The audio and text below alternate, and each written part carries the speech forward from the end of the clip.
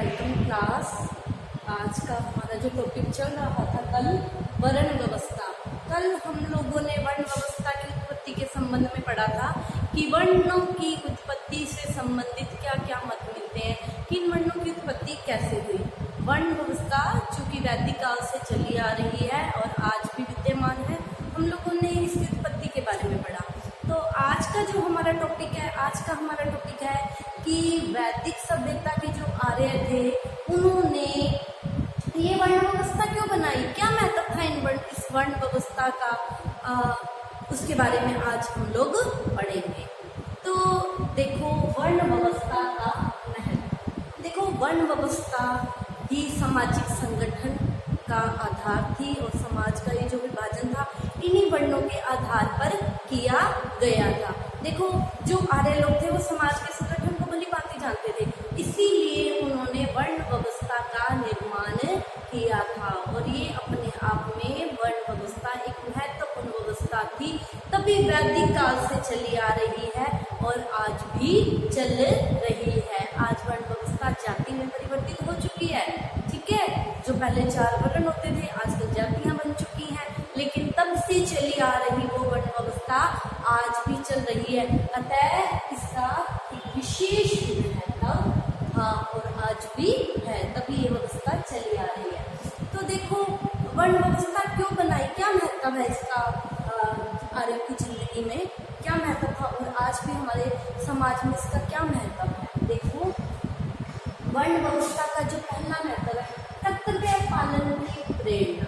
तो देखो 4 वर्ण बने हुए थे, हर वर्ण का अपना एक कार्य था जो निश्चित था कि इस वर्ण का व्यक्ति यही कार्य करेगा और प्रत्येक वर्ण का व्यक्ति अपने ही वर्ण से संबंधित कर्मों को करता हुआ अपने कर्तव्यों का निर्वहन करता था।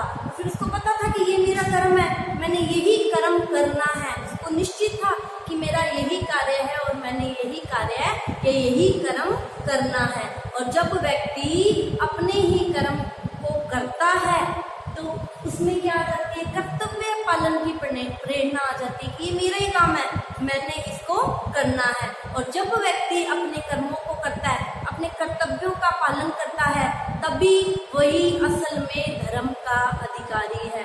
धर्म क्या सिखाता है, अपने ही कार्य को करना, दूसरे के कार्य में दखल अंदाजी नहीं करना। और जब व्यक्ति अपने कर्तव्यों का पालन करता है वही व्यक्ति क्या है, मोक्ष प्राप्ति का अधिकारी है।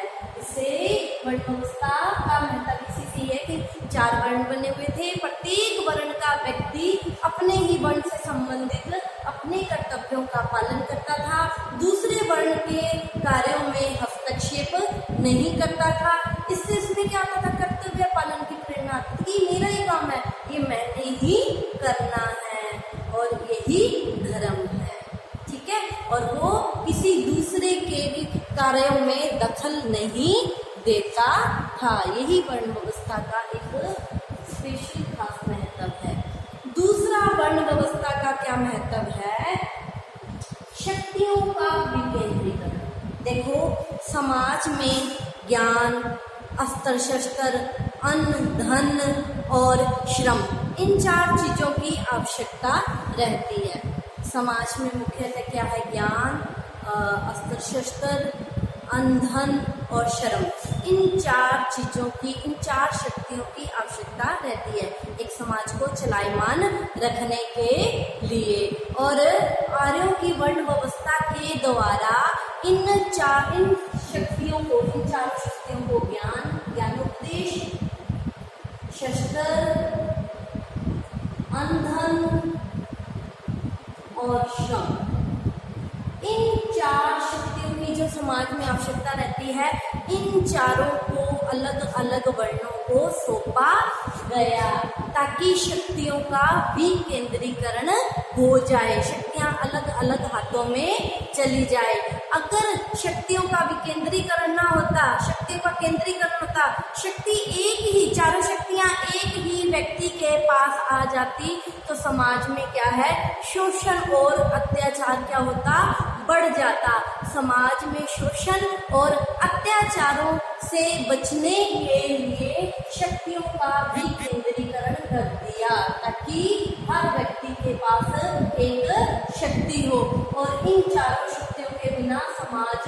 नहीं चल सकता। इसीलिए सामाजिक संगठन का आधार वर्ण व्यवस्था को माना गया है। ठीक है, और आगे हम चलते हैं। जो तीसरी वर्ण व्यवस्था का महत्व है वो है विशेषीकरण व्यवस्था। देखो, पर समाज में क्या है कि समाज में ये वर्ण व्यवस्था से निर्धारित था कि प्रत्येक व्यक्ति अपने निश्चित कार्य या निश्चित व्यवसाय को क्या है करता था। उसका जो कार्य निश्चित था वो उसी व्यवसाय को करता था।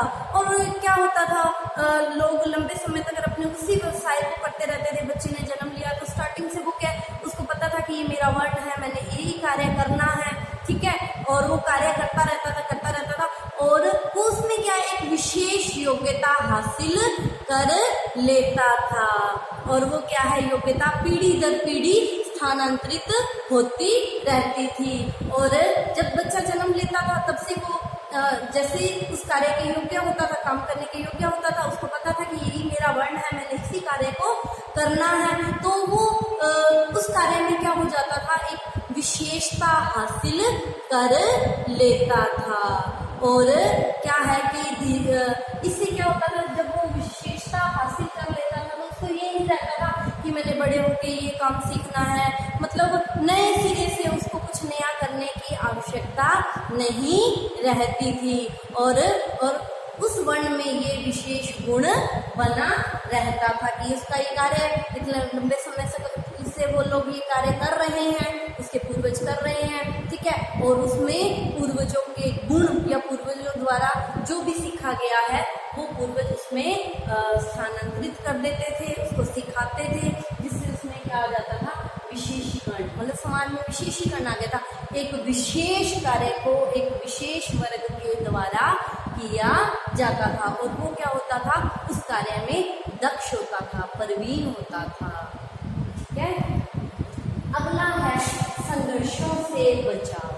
देखो, संघर्षों से बचाव, प्राय ये देखा जाता है कि समाज में संघर्ष चलते रहते हैं। संघर्ष चलते रहते हैं क्यों?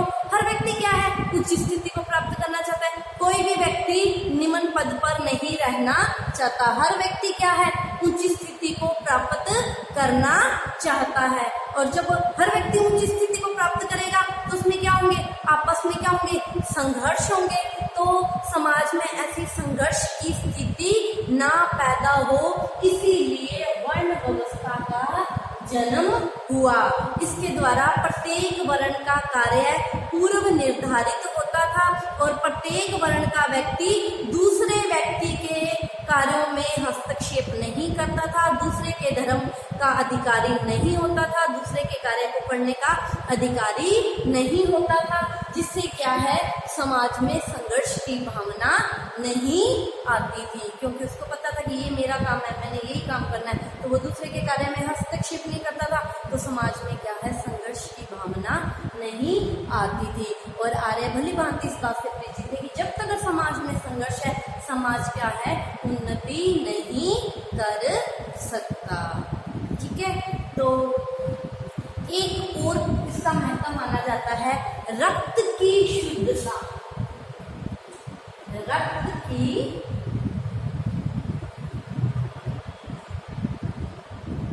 रक्त की शुद्धता,